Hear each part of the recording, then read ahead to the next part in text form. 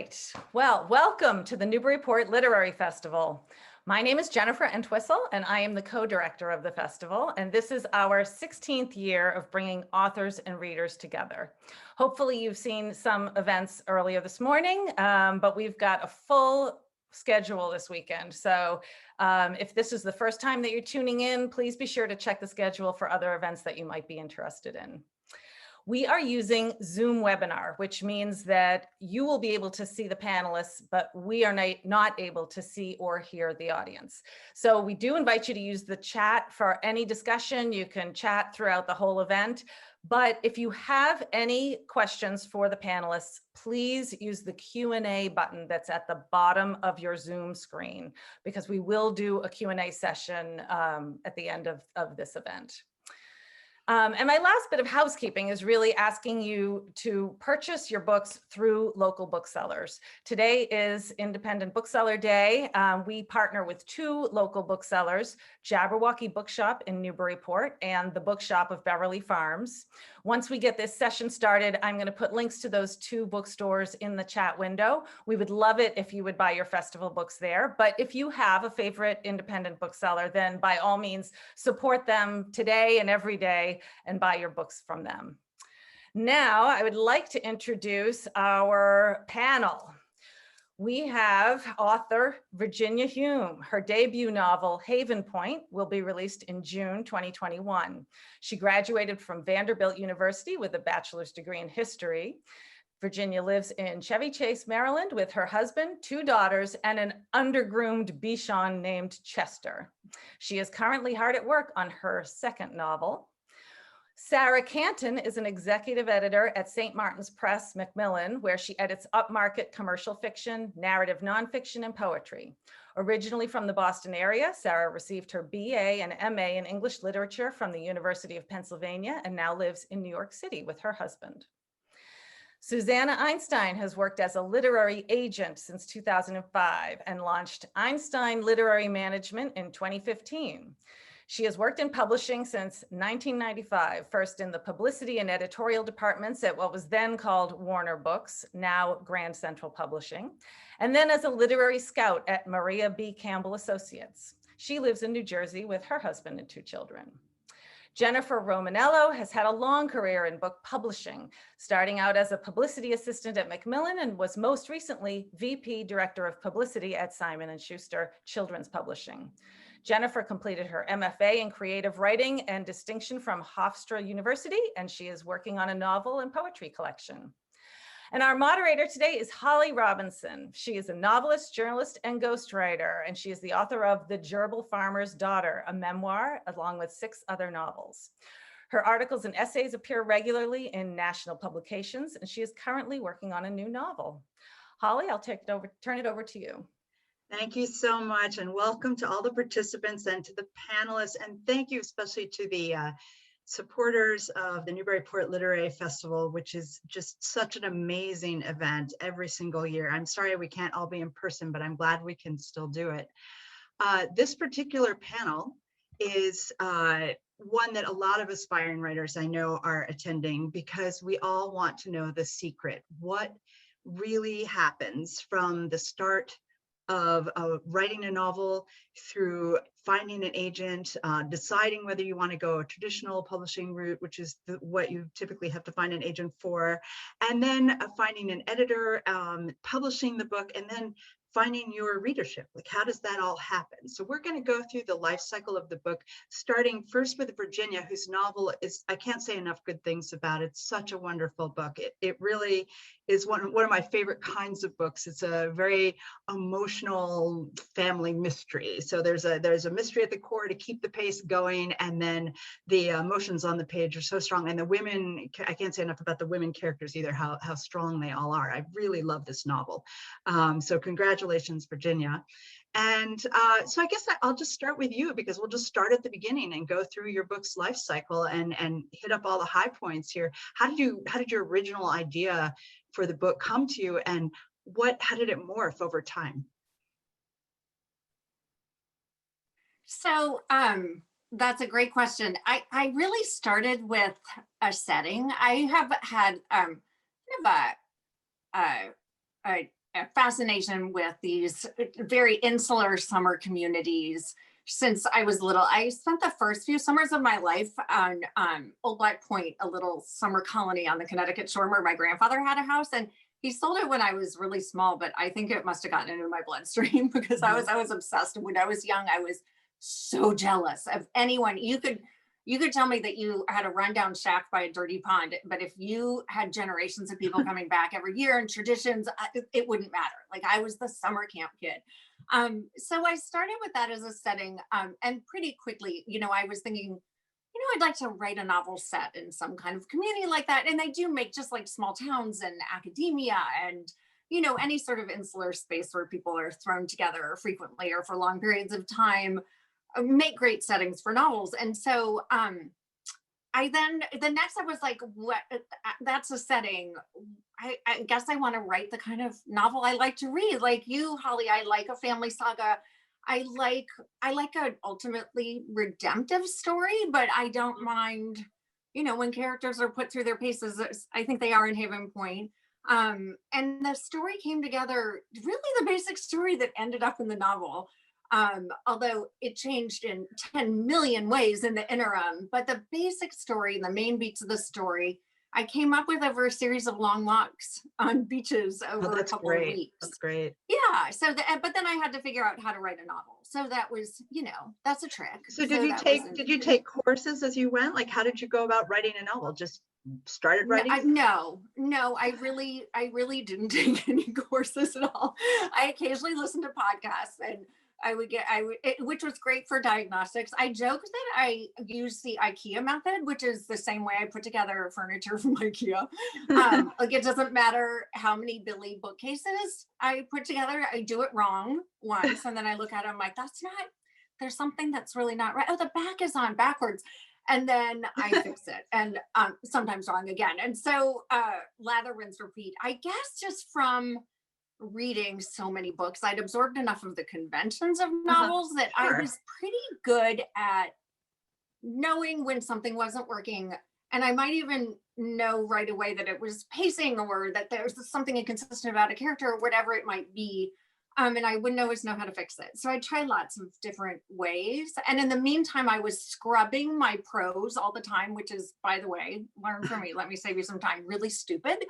So it was wait, why is it stupid? Why is it stupid? Well, because if you're revise as prose, you're writing, because you might not end up using it. And so and it's also just I'd open a file and I was working on a chapter. I wrote the novel in sections, so I knew sort of the big beats that happened in every section. Things did change, and I wended in more things into the story because, like a lot of first-time novelists, I realized there wasn't enough happening. And so there were things that got woven in later, but I approached each one creatively as sort of an independent project. So I knew what was going to happen, what, significant event, but not how I was going to tell it, which was sort of fun because you're spreading out that really kind of exhilarating process of coming up with ideas over the whole process of the book. And then I would write each section, then move on to the next. But I'd open, when I'm working on one section, I'd open the beginning and start editing at the beginning of the section again, instead of moving on and trying to lay the story down. Did you, a lot of writers talk about, oh, I'm a pantser, I'm a plotter. Did you outline it at any point? Like, how did you know when it was done enough for you to send it out and show it to other people? So I don't know. It's hard for me to imagine someone writing a multi-generational family saga with historical and romantic elements, like completely by the seat of their pants. I admire whoever that person is. It's not me. I didn't have a detailed outline. Like I said, I approached each section independently, and then I would outline. I mean, I had to know sort of what scenes I was going to use and how I was pulling through the themes and how I was developing the characters and handling the conflict and all that with each section. But at the beginning, I didn't have a detailed outline. I would actually, in this next novel, I am working towards a more detailed outline because unlike every other novelist, I think figures out to make their second novel not quite as complex and ambitious. I'm somehow decided to make mine more complex. So, great. Yeah. My capacity to learn from my mistakes doesn't seem to be much better than it is with putting together furniture from IKEA, but well, I love the IKEA metaphor. I really do, because I think you're right. A lot of times people think, oh, you know what you're doing when you write it. No, that's not right. You just write and write and write until something seems to work. So let's take you, we're going to move through this. When you had your finished manuscript, then what happened? Did you show it to friends? Did you show it? How did you know you had to get an agent? Did you know you wanted to pursue a traditional publishing deal, or were you thinking, oh, maybe I'll self-publish? A lot of people think about that. What made you go one way or the other? Well, I did know that I was writing in a reasonably commercial lane. I mean, there's nothing like radically experimental. I'm not, it's its own story and it's definitely unique, but so I did want to try to get it published commercially, with a traditional publisher. That's about as far. One thing I did do that I think was actually really helpful was I really took each step as it came. And I kind of, I didn't talk about this novel as I was writing it. I was sort of like, I've talked about writing a novel before and not done it. So I'm going to try and do it and not talk about it. I mean, like my husband and kids and parents and a lot of friends, most of whom were helping me in some way, knew about it. And I think that was really useful in having me keep the main thing. I just it wasn't some big part of my identity that I was writing a novel, something I was doing. But I obviously wanted to publish it. As my husband will tell you, I really don't need another hobby.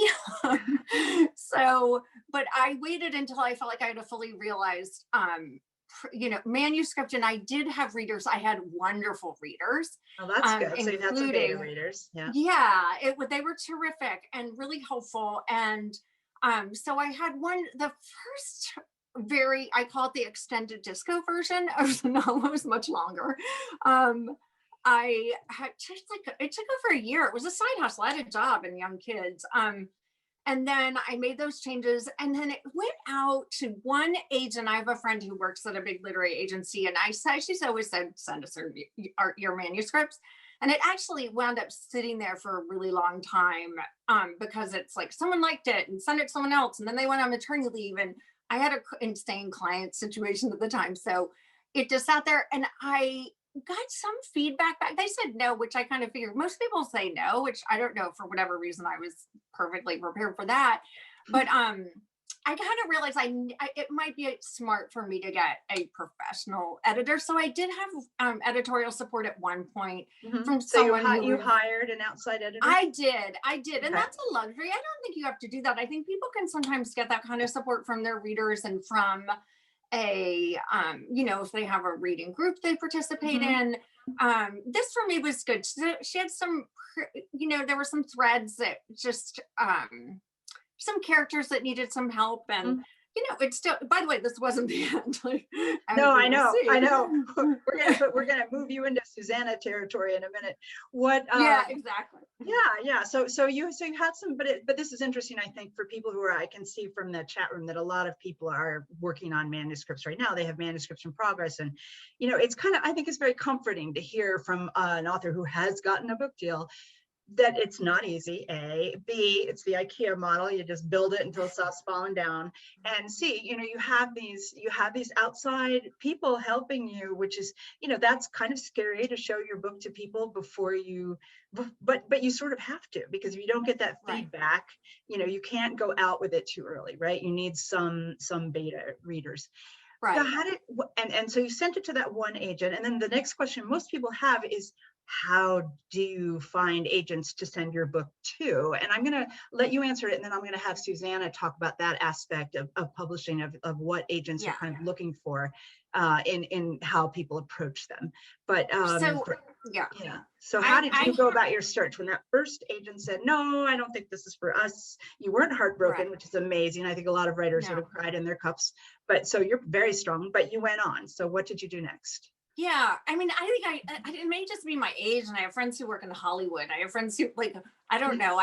You can only have one agent. You can only have one publisher. So I guess I'd heard all along the way, most people say no. I mean, but I prepared, I waited, as I said, I took this all in stages. I'm like, okay, so now it's time to find an agent. And then I'm like, what's an agent? I mean, I knew what an agent was, but I really, there have been times where I thought maybe I took this let go of outcomes thing a little far, because I was a little undereducated, but I, figured I needed to write a query letter. But in the end, I actually had a little support in this process, which isn't necessary. It's a nice to have, but not a must have.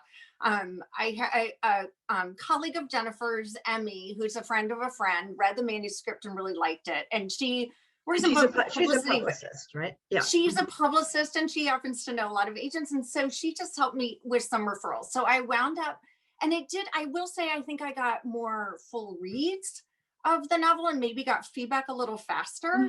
But I picked up from the ones who got back right away, I did pick up that there was still something that the manuscript needed. And in the end, I had two agents, wonderful, Susanna and one other who was also great. But Susanna had really her ideas for the manuscript really resonated with me, because I got taken it as far as I could. Yeah. And so and sometimes you need that outside eye. Yeah. Well, let's move it to Susanna then. So Susanna, what is it? First of all, talk about Virginia's book, and then in general, what was it about Virginia's book that made you? Because I know you get lots of queries, and I have referred people to you, and I know how few and far between they are that where you say, yeah, I'll take this person on. So what was it about Virginia's book that stood out? What did she do right, would you say?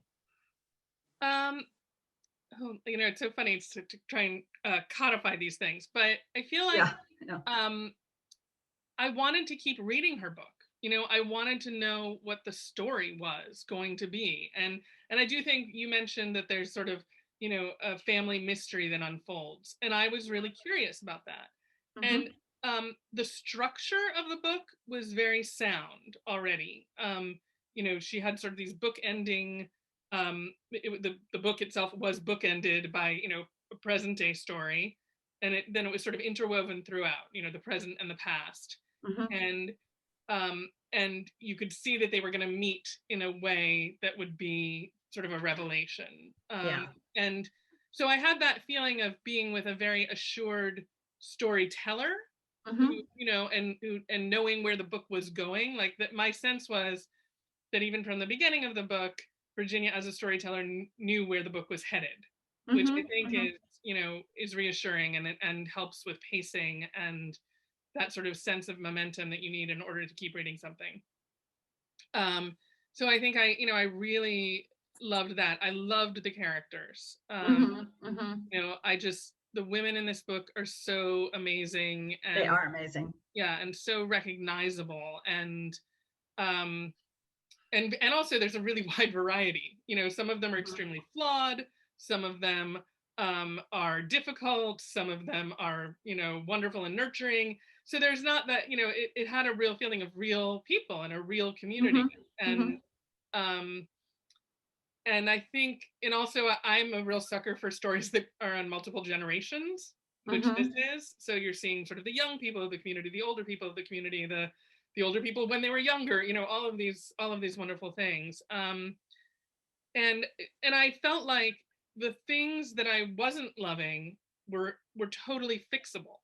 And I think that's something that's, as an agent, I look for. I love to do editorial work, but I have to really have a real sense of like what I think needs to be done in order to work on the book. Sometimes I think a book is wonderful and I can see that it could be, could be even better, but I don't know how to do it. And so I'll sort of turn that book down because I think I'm just not the right person to understand where to go with this. But with Virginia's book, I sort of see where it needed to go. Yeah.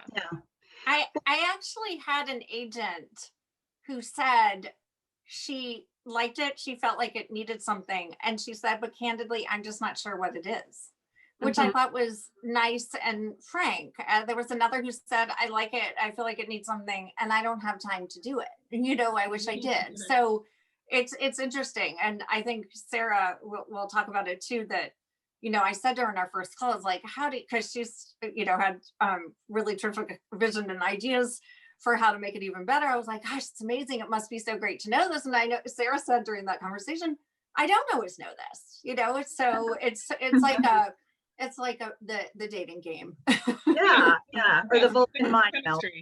So Susanna, is this usual for agents to be? I know from experience, since you're my agent too, that what a great editor you are. You're amazing. You'll send me back a manuscript that I think, yes, I finished it. It's great. She's going to sell it tomorrow. And guess what? No, you're like, no, this book needs a lot of work. And you see it, and then I go through your comments. At first, I'm like, oh, I'm not doing that. And then I start looking at all the comments, and I'm like, oh, that makes really good sense. Those are great editorial remarks and I love them. But I feel like you're unusual, but are you, or do you think all agents are that hands-on with the editorial process? I think there are probably some who are not, because they either have such a huge client list that they don't really have time to do that. I would say many of my colleagues, though, many of my peers are definitely very involved editorially. And I think more and more you have to be, because certainly as publishing houses consolidate and there's fewer and fewer editors, it's a tougher market, they feel good about going to, and those editors are, poor editors who are in constant meetings all day and like don't really have as much time as they would like.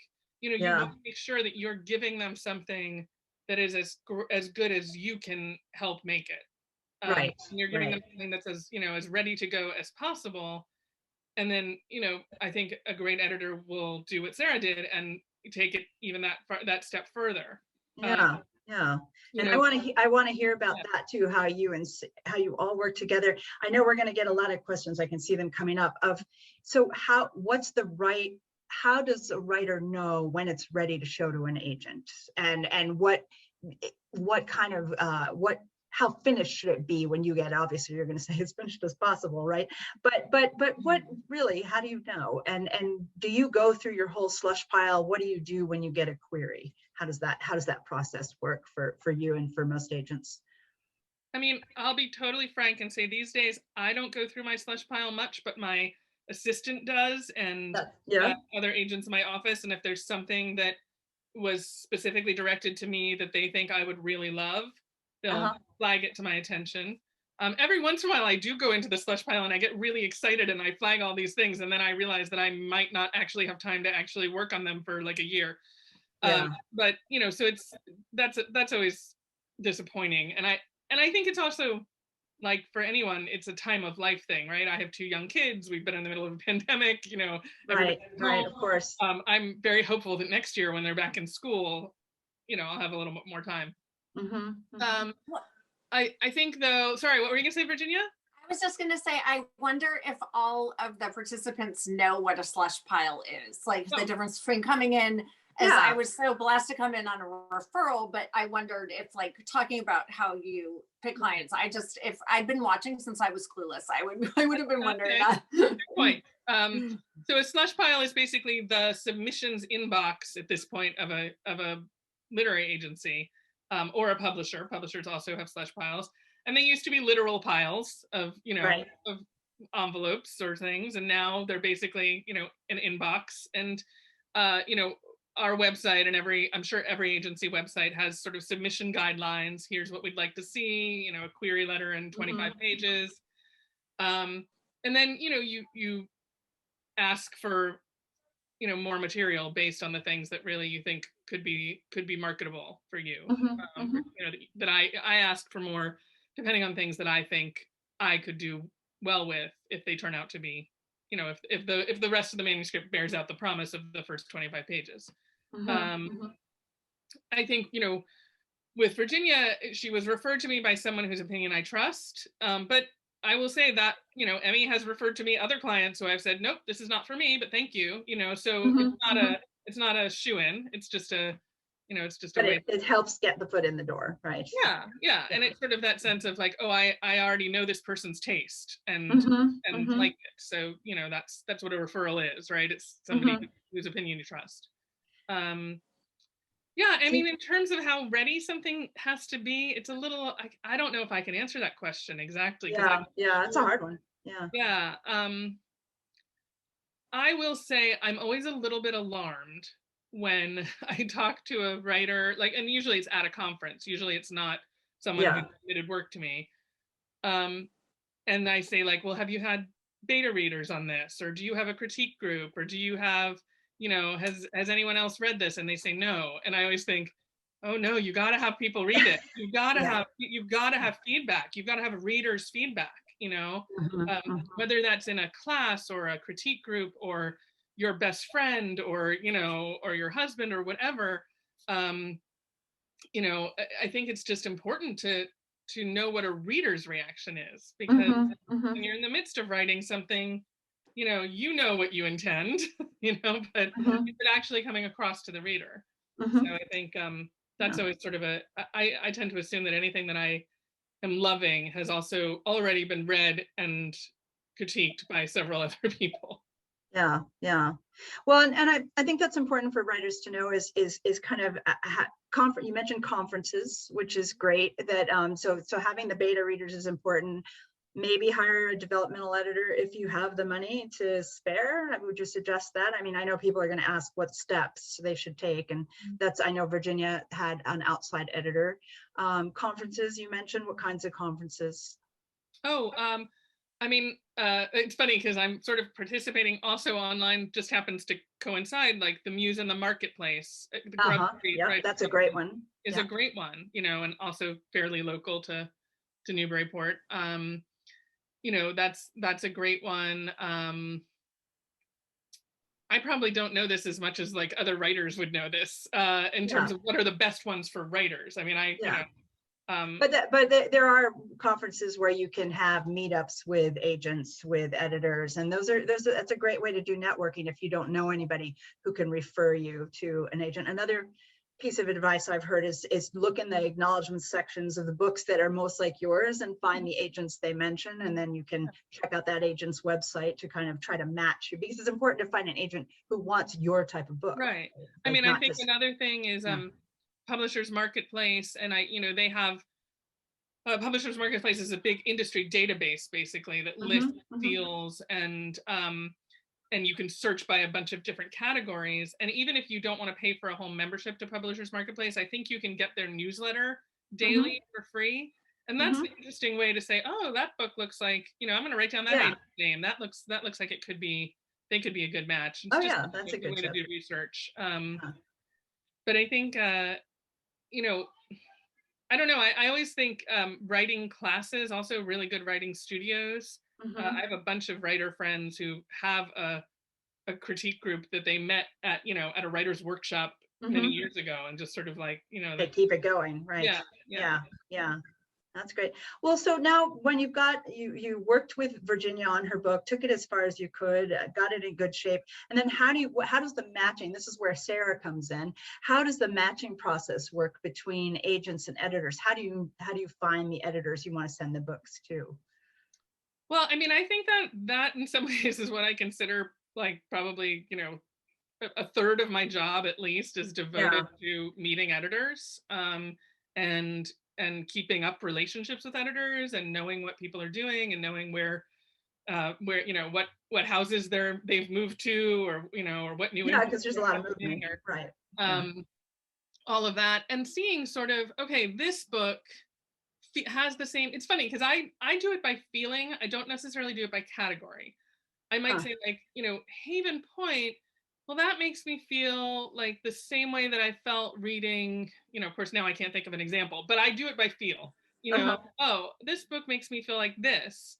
Who likes those books, and I have literally called editors and said, okay, this is a debut novel, but like it feels just like this book to me in terms of, and it might be totally dissimilar in plot, but like I'm getting the same feeling from this that I did from that. So, so does it start with a phone call or does it start with an email? Like, how do you approach the editors? I feel like it used to start with a phone call and now it starts with an email, as with so many things. Maybe it depends maybe a little bit on the editor.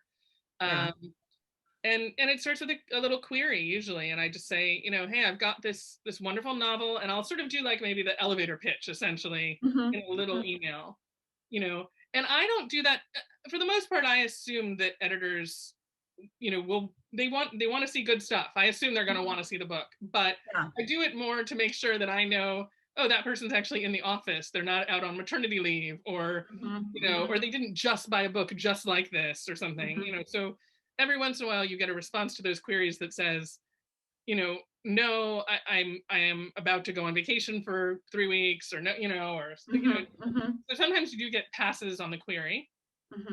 But most of the time people say, yes, I'd love to see that. And then I send the sort of longer pitch and the manuscript. Okay. Yeah. Okay. And so Sarah, when you got Virginia's or Susanna's pitch for Virginia's book, is that how it worked in this case, or was it a phone call? How did you first hear about Virginia's book? I think it was an email, and I loved the pitch. I'm from the Boston area, and I've always loved Maine. My husband is from Maine, and so Susanna said this was a family story across generations set on the coast of Maine, and I was like, send it to me right now. I'm going to drop everything. I want to read it. So it was one of those cases where the elevator pitch was like every buzzword that I would have hoped for was there. Yeah. And so I just knew right away that this was going to be a good fit for me. I didn't know if I would love the story, but I knew it was the right fit. And I do think editors sometimes, and Susanna is very good about this, but there are times where you might get a query from an agent and say, you know what, it's better for this person that I work with instead. You should send it to this colleague. And I felt very much like, don't send it to anyone else, send it to me. I want it. So, does it usually work, Susanna, where you send an exclusive to an editor if an editor's really interested, or how does that part of it work? I very rarely send exclusives unless there's some sort of maybe a connection between the author and editor, or maybe I was talking to an editor at lunch. I mean, back in the days when we had lunch. Back when we had lunch, I was talking to an editor on Zoom, and they said, and they said, oh, this is the kind of book I'm looking for. And I said, oh, I have the perfect thing for you. I'll give you an exclusive if you can get back to me within, just a few days to let me know either way. I think it's really rare though that I do give exclusives, because I don't know, it just seems like I want to make the best decision for the author. Yeah. And it's, that's a hard, so, I think usually I try not to go to too huge a group, because just kind of test the waters. Yeah. I mean, sometimes I know that something that I should send it out widely because it's just, ready for lots of people. Yeah. But I tend to sort of, I want to test the waters a little bit. And also it may be that there's just a smaller group of editors who I think are right for this particular book, who I know will get this book and be able to do it, so sometimes it's that too. So Sarah, I know when you took Virginia's book, Virginia told me that you helped her work on it some more, which is pretty interesting. So what did you see in the book that you liked, and how did you go about working on it with her?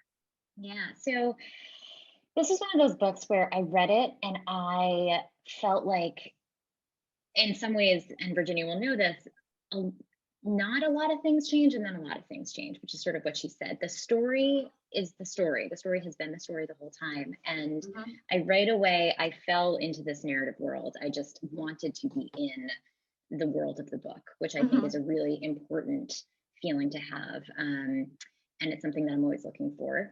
And I loved the characters. I just felt like these women were so vividly rendered. And what was particularly unique, and this goes back to sort of the narrative world, there was a cast of supporting characters that was really well drawn. And I think that it's very easy to just pour all of your energies into creating your main characters and to not really build out the secondary exactly. But Virginia's book is very much about a community ultimately.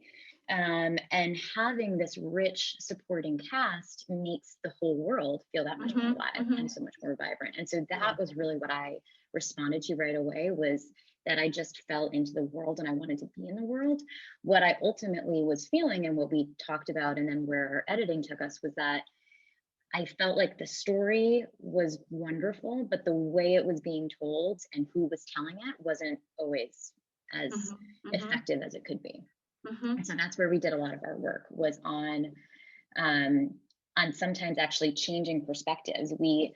There was parts of the book that were told as memory, and I wanted Virginia to create scenes. I wanted her to actually render those memories as scenes and to really be moving back and forth in time and move between perspectives instead of having these flashbacks. And I remember in our first conversation, suggesting that to Virginia, and she was just right away like, oh, yeah, that's a great, yes, absolutely. And I was like, duh. Oh my gosh. Like, I mean, and I'm saying that, I don't mean to insult Sarah, because literally nobody else had thought of this. I had it structured as what's called an interrogative frame. So it's there are two interwoven narratives, a grandmother and a granddaughter. Maren's the grandmother and Skye's the granddaughter. And Skye is, you meet her as an adult, and she basically poses a question. That's the interrogation. It's not hostile, but, and then it's still going back in time in present day, and then through Maren, the grandmother's story, which is the answer to the question. Yes. And what Sarah recommended is really what it is now, which is a more traditional dual narrative. So there's a prologue that sets it up, but then you go back in time to Skye's story in 1994, when she's navigating her life with her mother as a, sort of troubled, difficult person. And then Maren's story, which starts in 1944, Washington, D.C. And then they meet again in the prologue, but then again in what is the novel's present day, which is 2008, when this sort of central question is kind of comes to a head, and the reader, along with Skye, the younger character, sort of learn the answer to this question at the same time. Anyway, it obviously wasn't obvious, because I had great readers, everybody, and no one until Sarah thought of it, but it's so much better that it's not even funny. So, and I think the thing is that to me that, when we had that moment where it was this aha moment for Virginia, but to me that was so clearly what the book needed. And so I felt like it wasn't there yet, the book, but I could see exactly what it could be. Yeah. Particularly with presenting the story in this way. Because the story itself was so wonderful and the characters were so wonderful, but we weren't getting it in the pieces that I thought we needed. And I felt like the sense of what was driving the narrative wasn't as streamlined as it could have been as a result, because it was all kind of being mitigated by, as Virginia's saying, this interrogation kind of format, instead of having us be immersed in the moment. And so, there are definitely, the same thing happens with editors, as Susanna was saying. There are things that I can read and I can think, this is wonderful, it's missing something. I can't really diagnose what it is, and I don't really know how to get it there. But this, I felt like I can totally see it. And not only that, I then had this conversation with Virginia before I had made an offer. And she, we just really clicked. And I think we both immediately had a sense of what we could do together, which I think is to go back to the dating metaphor, it is really that matchmaking. It's about having that, we have a shared vision for what we can accomplish. Yeah. And when you did a brilliant job, I have to second your opinion of the secondary characters, like Pauline and the monkey, please. Oh my gosh. Bring that on. That was so great. Right? So great.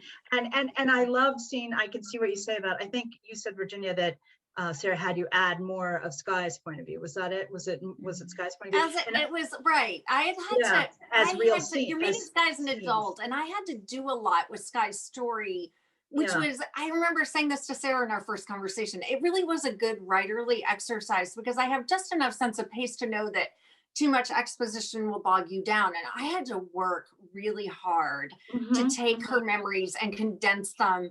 And it got it far, but this was, I created new scenes. Instead, you meet Skye when she's young. So you live through these experiences with her, and you didn't need to, the way I had originally structured it, Skye heard the whole story that's all Maren's narrative. And she didn't, that wasn't necessary. Right.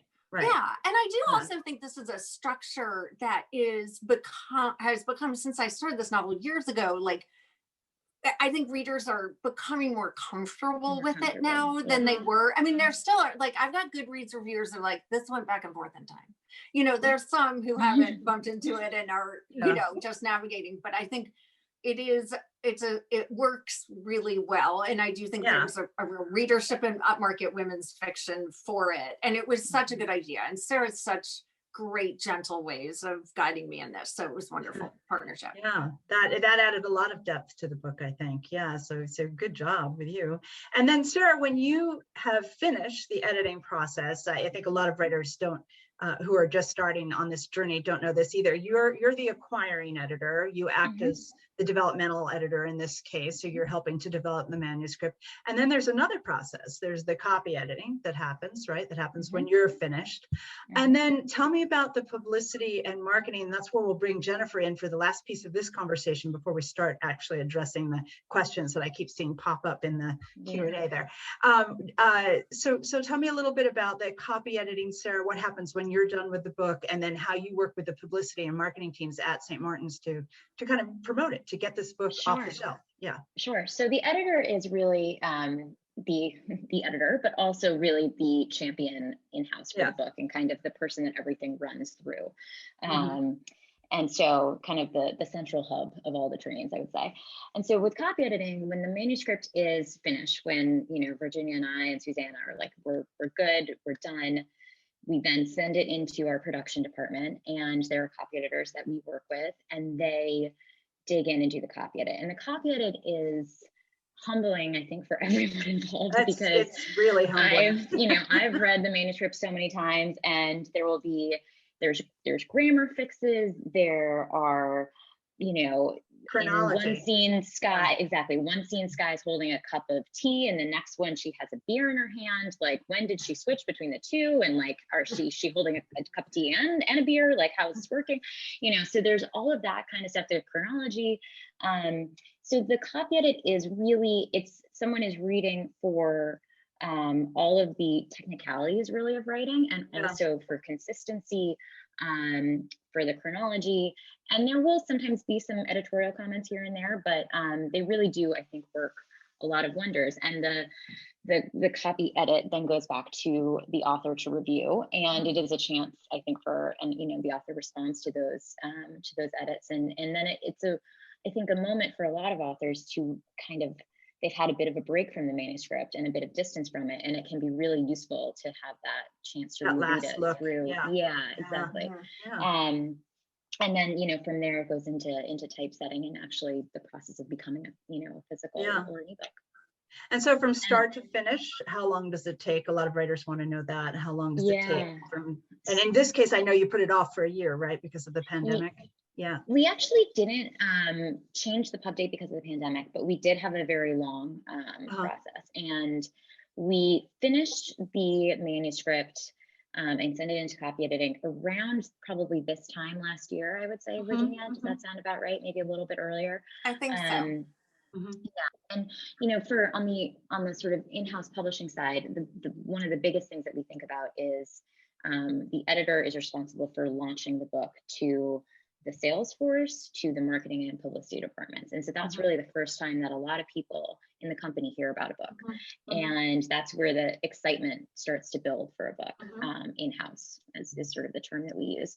And when you have a debut novel in particular, you want to have, as an editor, the book finished. You want to have potentially some author blurbs for it. You want to have a chance to share it with a few people ahead of this meeting, so that when I went to go present Virginia's book to talk about Haven Point, I could have people chiming in and saying, I just read it and I loved it. Or I could say, we have this best-selling author who read it and loved it, and they gave us this quote. And all of that takes time. So I launched Virginia's book in June of last year to our sales force, and now it will come out in June of 21. So it really does take at least a year oftentimes for that publication process. Which can feel unbearably long. And Virginia was, when I first spoke to her, I said, I don't think we're going to publish this until 2021. And I was waiting for her to say, oh no, but she was she's like, that's fine. And that goes back to what you were saying, Virginia, about, everything in stages, which I think is really important. You can't, it's important for all writers to know that. Especially the debut, rushing it does not do you any favors. It really doesn't. And the publicity, as Jennifer will talk about, in the marketing process, it does take time. It takes time to really develop a campaign and to think about, how are we going to be presenting this book? There's a visual component, then, we might create some graphics. There's the copy sort of messaging component too, about what are the taglines that we might want to use to promote this? What do we want to be comparing it to if we're doing advertising?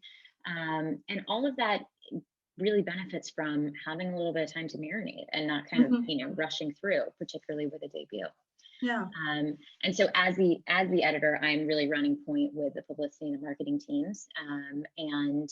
But we have I work with people who that is their purview, that is their specialty. And so I'm there to, advise on what my feelings about the book are and my understanding of Virginia and kind of our vision, as it were, but they're the pros. Well, let's turn it over to the pro, to Jennifer, and let's hear about what are the most important things that happen in terms of publicizing a book, and what part does the author play, how can she work with the in-house, like at St. Martin's for Virginia, and then with an outside publicist potentially, what should an author be doing maybe even before the book is published? Well, publicity is the last part of a very long process, but the planning starts long before the pub date. And there are so many things that an author can do to establish their social media platform and build community there.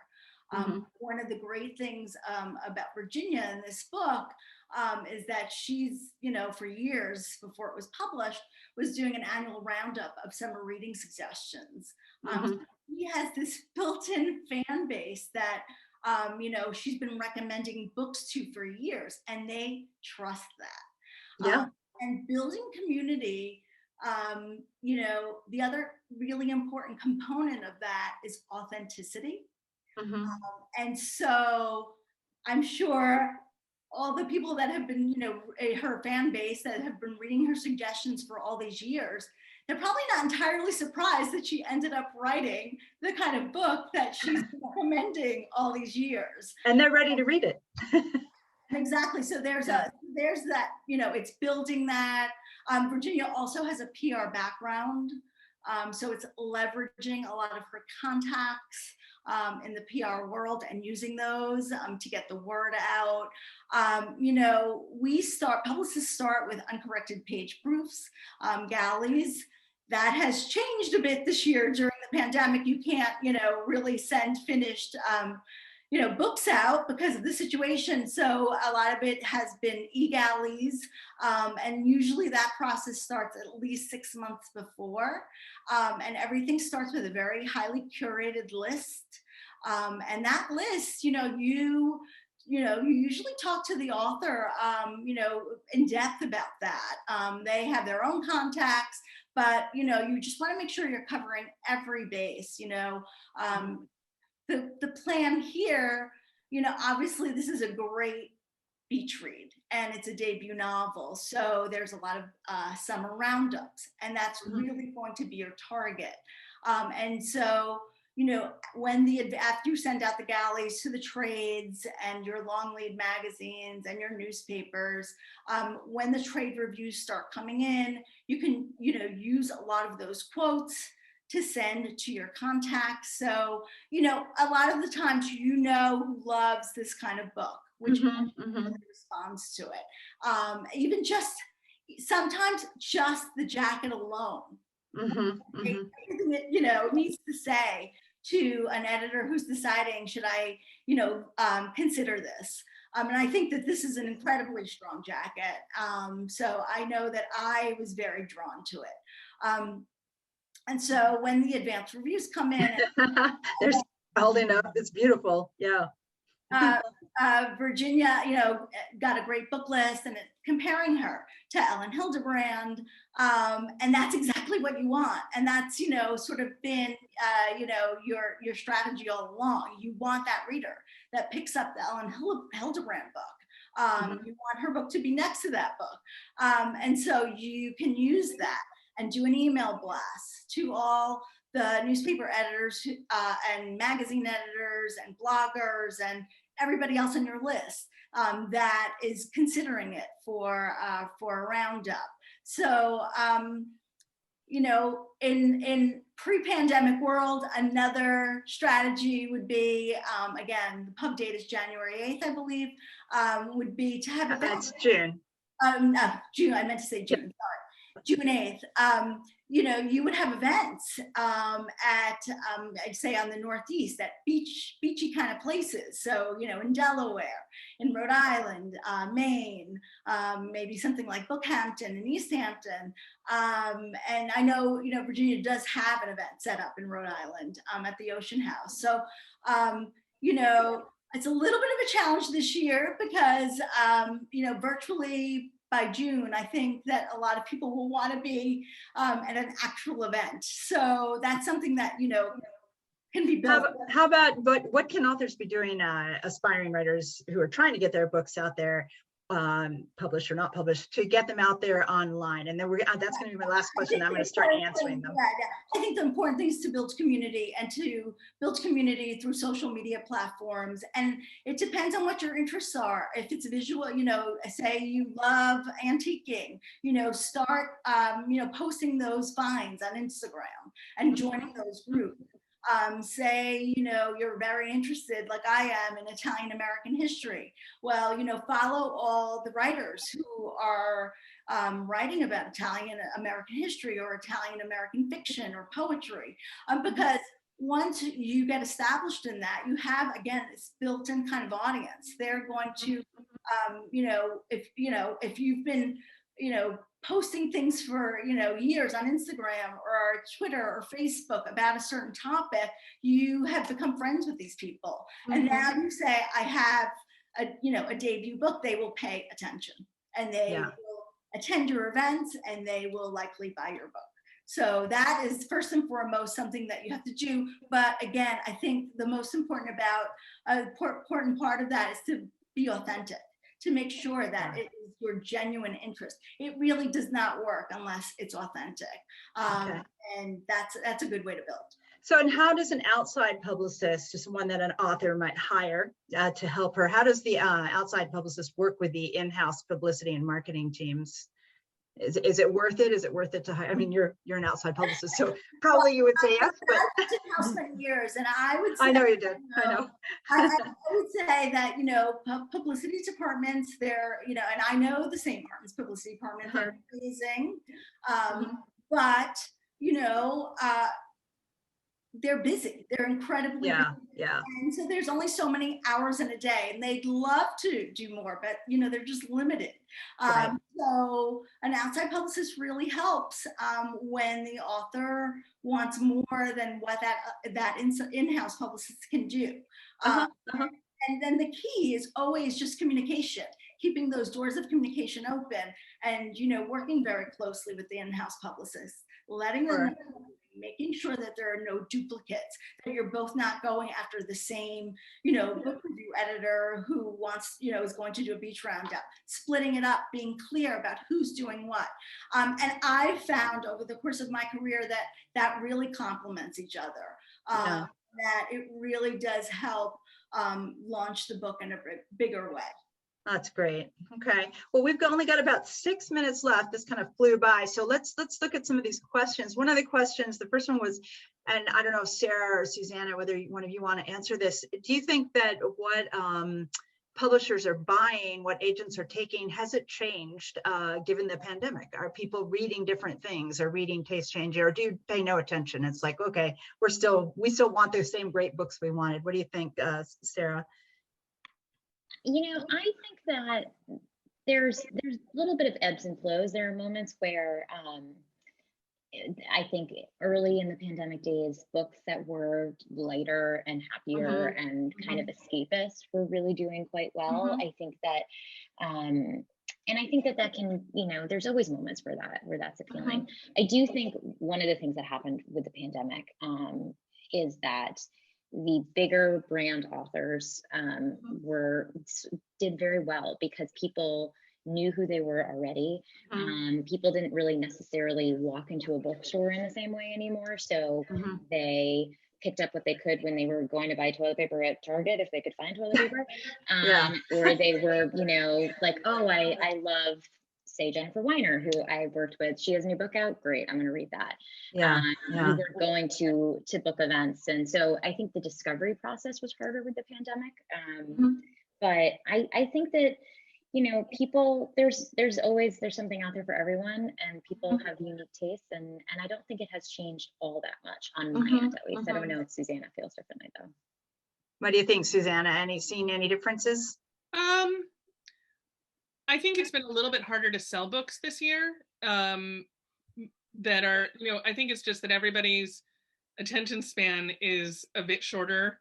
Everybody has more to do now in their world, and their jobs and their lives blur a bit. And so I think, books that maybe are like a little bit quieter might have been a bit harder to sell this year.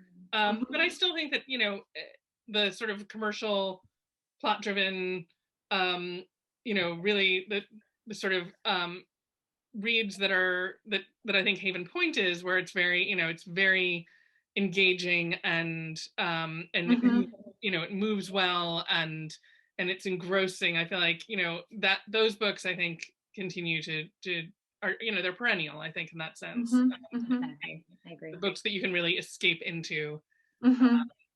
I think that's even more important right now. So yeah, I think you're right. I think look, more plot, more escape. It's what you want to. Yeah, you need to go somewhere in your own house, right? So even a different setting, an exotic setting. Well, and a couple of people here have asked the same questions. I'll just ask it for both of them. Is they want to know, and we kind of addressed this earlier, but how do you know when your book is ready to send it out? How do I really need a lot of beta readers? Do I had a professional editor, but other than her, only my husband has read it. Like, how do you know when it's ready to send out? And I know that's a nebulous answer, probably. I don't know if I know that answer from my end, because I'm not really privy to what makes a writer decide. So maybe Virginia, do you have a sense of that? So the only thing I can say is, I just would not stop working on this novel until it was as good as I could make it. Yeah. And it wasn't done. I mean, there were still great ideas to come. So, but was that the most efficient way to do it? I don't know.